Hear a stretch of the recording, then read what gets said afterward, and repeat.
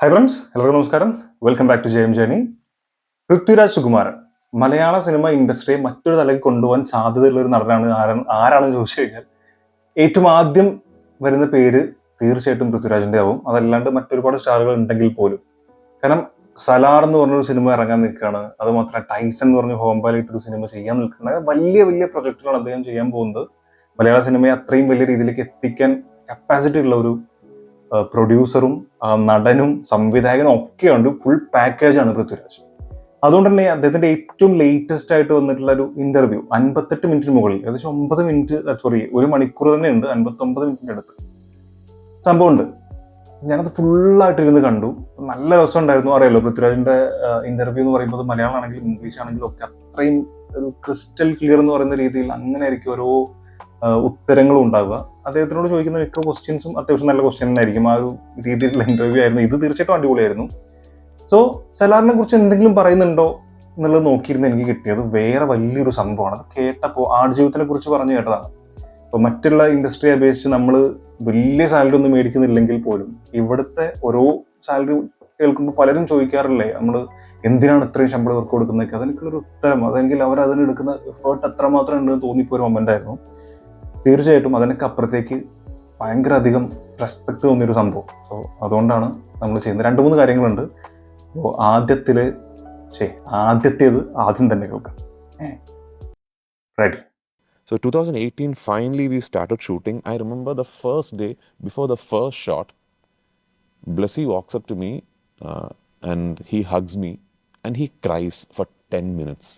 I have not said this to other people. I remember this so vividly. He's hugging me and he's breaking down. He's crying. And even I started crying because I sort of realized, oh my God, 10 years. I was doing other films. I was involved with other kind of cinema. I was in my own journey. This man waited for 10 years to get this off the floor. And finally we start shooting. And then the problems start, right? അല്ലേ? അതായത് ആദ്യത്തെ ആ സെറ്റിൽ പോയിട്ട് first തന്നെ ഇദ്ദേഹത്തിനെ കണ്ടപ്പോഴേ, അത് ഞങ്ങൾ തുടങ്ങാൻ പോവാണെന്നുള്ള ആ ഒരു ഫീല് ബസ്സിൽ കരഞ്ഞു പോയി എന്നാണ് പറഞ്ഞത്. അത് ഇദ്ദേഹത്തിനെ കെട്ടിപ്പിടിച്ച് കരഞ്ഞു. അത് കേട്ടപ്പോൾ എനിക്ക് പിന്നെ മനസ്സിലായില്ല. പക്ഷെ അതിന് ശേഷം ഈ ഒരു സിനിമ നടക്കാൻ വേണ്ടി ഒരു 10 വർഷത്തെ ഒരു ജേണി, അതിന്റെ ബുദ്ധിമുട്ട്, അതിന്റെ പിറകിലെ റിഫേർട്ട് എത്ര ഉണ്ടെന്ന് പുള്ളിക്കാരൻ പറയുന്നുണ്ട്. മൊത്തം നമുക്ക് കാണിക്കാൻ പറ്റില്ലല്ലോ.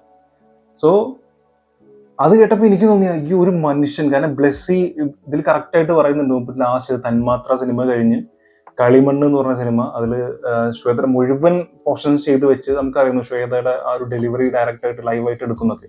സോ അതിന് വേണ്ടി വെയിറ്റ് ചെയ്യായിരുന്നു. അങ്ങനെ ഭയങ്കര വിവാദക്കാര സംഭവമായിരുന്നു. സോ അങ്ങനെ അത് മാത്രമുള്ള പുള്ളിക്കാരൻ ചെയ്യാൻ, അത് കഴിഞ്ഞ് നേരെ ചെയ്യാൻ പോകുന്ന ആടുജീവിതം. അങ്ങനെ വെയിറ്റ് ചെയ്തിരുന്ന ബ്ലെസ്സി പല പല കാരണങ്ങൾ, അറിയാലോ, കോവിഡ് വന്നു, പല വിഷയങ്ങൾ വന്നു, ഷൂട്ട് ചെയ്യാൻ പെർമിഷൻ കിട്ടാതായി. ഇവർ ആദ്യം ഒരു മസറയുടെ ഒരു സീൻ മാത്രം ചെയ്യാൻ വേണ്ടിയിട്ടാണ് നിന്നത്. അങ്ങനെ 250 ചെമ്മരിയാടുകളെ അല്ലെങ്കിൽ അതിന് വേണ്ട ആടുകളെ കൊണ്ടുവന്ന്, അതായത് അതൊക്കെ റെഡിയാക്കി എല്ലാം ചെയ്തു വെച്ചിട്ട് ഷൂട്ടിംഗ് തുടങ്ങുന്നതിന്റെ ആ സമയത്ത് അവർക്ക് അതിനുള്ള പെർമിഷൻ കിട്ടാണ്ടായി. അത് വലിയ വിഷയമായി, അത് കേസായി. അവസാനം ഏതൊക്കെയോ കുറെ സ്ഥലങ്ങൾ പറയുന്നുണ്ട്, ഒമാനിൽ പറയുന്നുണ്ട്, അങ്ങനെ ഒരുപാട് സ്ഥലങ്ങളിൽ പോയി. അവിടെ ഒന്നും സംഭവം കിട്ടുന്നില്ല. അവസാനം ജോർഡനിലെത്തി കഴിഞ്ഞപ്പോൾ അവിടെ ഷൂട്ട് തുടങ്ങി കഴിഞ്ഞപ്പോഴാണ് ഈ പാൻഡമിക് സംഭവിച്ചത്. അതിനുശേഷം അത് വലിയ പ്രശ്നം, 1.5 വർഷത്തോളം ബുദ്ധിമുട്ട്, പിന്നെ തടി കുറക്കാൻ വേണ്ടിയിട്ട് പുള്ളിക്കാരൻ പെട്ട പാടുകൾ, ഒരുപാട് സംഭവങ്ങൾ പറയുന്നുണ്ട്. അപ്പോൾ ആടുജീവിതം എന്ന് പറഞ്ഞ സിനിമ ശരിക്കും അത് വലിയൊരു സംഭവമാണ്. അങ്ങനെ ഈ 10 വർഷം കഴിഞ്ഞത് ഇങ്ങനെ പല കാരണങ്ങൾ വന്ന് അവസാനം ഈ ഒരു സംഭവം ഷൂട്ട് ചെയ്യുന്ന സമയത്താണ് പുള്ളിക്കാരൻ ഇങ്ങനെ കരഞ്ഞു എന്ന് പറഞ്ഞു. അപ്പൊ ഞാൻ ചിന്തിച്ചത്, ഒരു 10 വർഷമൊക്കെ ഒരു സിനിമയ്ക്ക് വേണ്ടി കാത്തിരിക്കുക എന്ന് പറയുമ്പോൾ ആ ഒരു ഡയറക്ടറുടെ ഉള്ളിൽ, അതും അദ്ദേഹത്തിന്റെ പീക്ക് എന്ന് പറയും, ആ രീതിയിൽ നിൽക്കുന്നപ്പോൾ തന്മാത്രയ്ക്ക് എന്ത് നല്ല പടമായിരുന്നു. അതിനുശേഷം അദ്ദേഹം അത് പൃഥ്വിരാജ് കറക്റ്റ് പറയുന്നുണ്ട്, ആ സമയത്ത് മലയാളം ഇൻഡസ്ട്രിയിൽ ഏറ്റവും കൂടുതൽ സാലറി മേടിക്കുന്ന സംവിധായകരിൽ ഒരാളായിരുന്നു Blessy.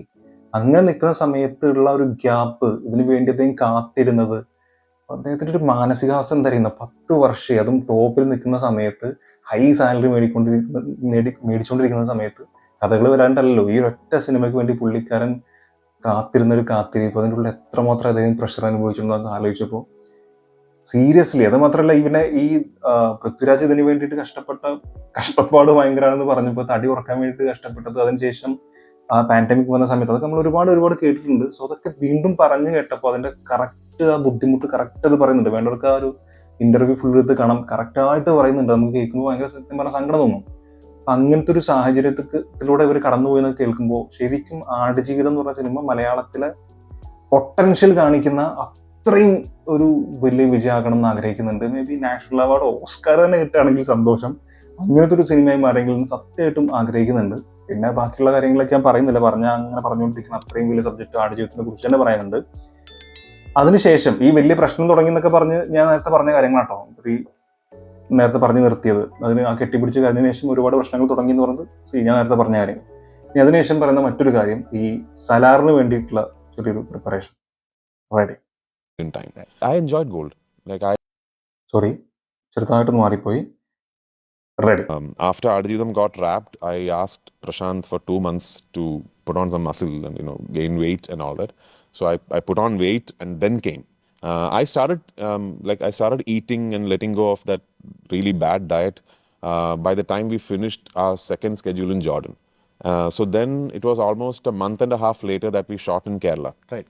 So from there I was starting to eat and starting to lift weights again and all that.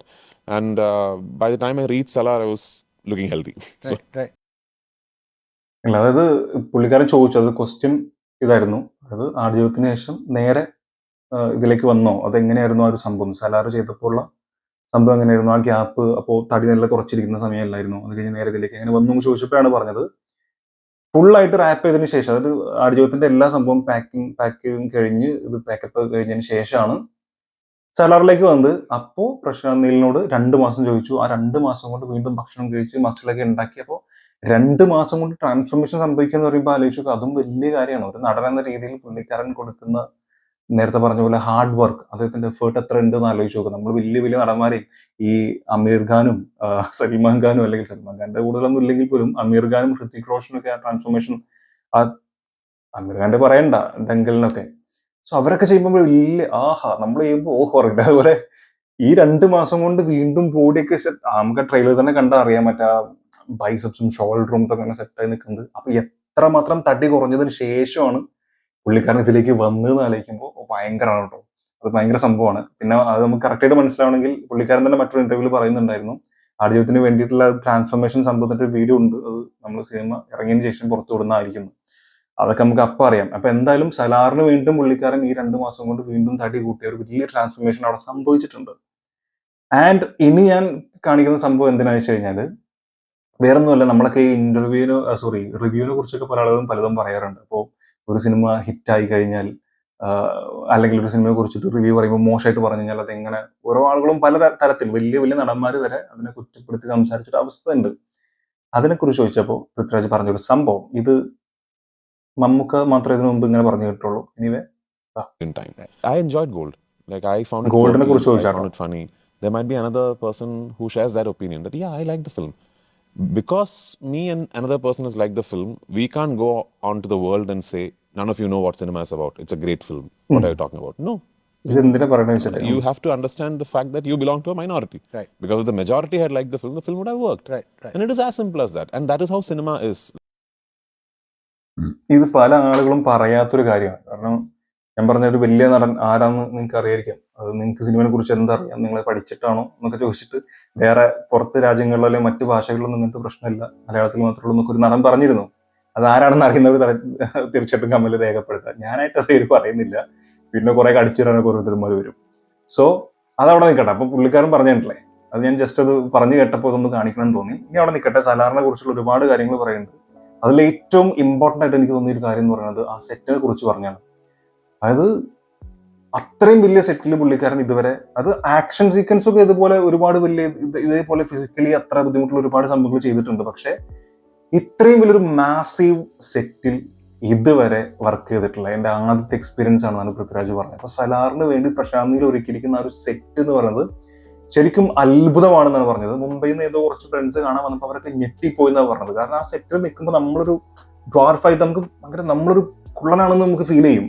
അങ്ങനെയാണ് പുള്ളി പറഞ്ഞത്. അത്രയും വലിയ സെറ്റാണ് അത്, ശരിക്കും ഒരു അത്ഭുതമായിരുന്നു എന്നാണ് പറഞ്ഞത്. അപ്പോൾ പ്രശാന്ത് നീൽ സിനിമയ്ക്ക് വേണ്ടിയിട്ട് നമ്മൾ 400 കോടി 500 കോടി അല്ലെങ്കിൽ 200 കോടി 300 കോടി എന്നൊക്കെ പറയുമ്പോൾ നമ്മൾ ഇത് ഇത്രയും കോടി എന്നൊക്കെ ചിന്തിക്കൂല. അപ്പോൾ ആ ഒരു സെറ്റ് അതുപോലെ ക്രിയേറ്റ് ചെയ്യാണ്. ഇപ്പൊ VFX-ലോ അല്ലെങ്കിൽ 4 തൂണും ഇതൊക്കെ കറക്റ്റ് പുള്ളിക്കാരൻ തന്നെ പറയുന്നുണ്ട്. ബാക്കിലൊരു ഗ്രീൻ മാറ്റ് ഒക്കെ ഇട്ടിട്ട് അങ്ങനെ ചെയ്യുന്നതല്ല. VFX ഉണ്ട്, CG ഉണ്ട്, മറ്റു സംഭവങ്ങളൊക്കെ ഉണ്ട്. പക്ഷെ അതിന്റെ അത് രാമോജി റാവു ഫിലിം സിറ്റിയിൽ മറ്റൊരു രാമോജി റാവു ഫിലിം സിറ്റി ഉണ്ടാക്കി എന്നാണ് പറഞ്ഞത്. അത്രയും വലിയ 40 സെറ്റ് അങ്ങനെ ഉണ്ടായിരുന്നു. അപ്പൊ അത്രയും വലിയൊരു സെറ്റാണ് ഉണ്ടാക്കിയുള്ളത്. ജയന്റ് പരിപാടിയായിരുന്നു എന്ന് പറഞ്ഞു. പ്രശാന്ത് നീൽ ഒരുങ്ങി തന്നെയുള്ള പരിപാടിയാണ്. പിന്നെ ഇത് ഇതിനെക്കുറിച്ച് ഒരുപാട് പ്രതീക്ഷകളും ഒരുപാട് സംഭവങ്ങളും പറയുന്നുണ്ട്. അതിൽ പ്രധാനപ്പെട്ട ഒരു സംഭവമായിട്ട് എനിക്ക് തോന്നുന്നു സത്യം പറഞ്ഞ ആടുജീവിതത്തിനെ കുറിച്ച് പറഞ്ഞതാണ്. സലാറിലേക്ക് വരുമ്പോൾ ഞാൻ ഇനി കൂടുതലൊന്നും പറയേണ്ട ആവശ്യമില്ല. ഇത്രയും വലിയ സെറ്റ് ഒരുക്കി.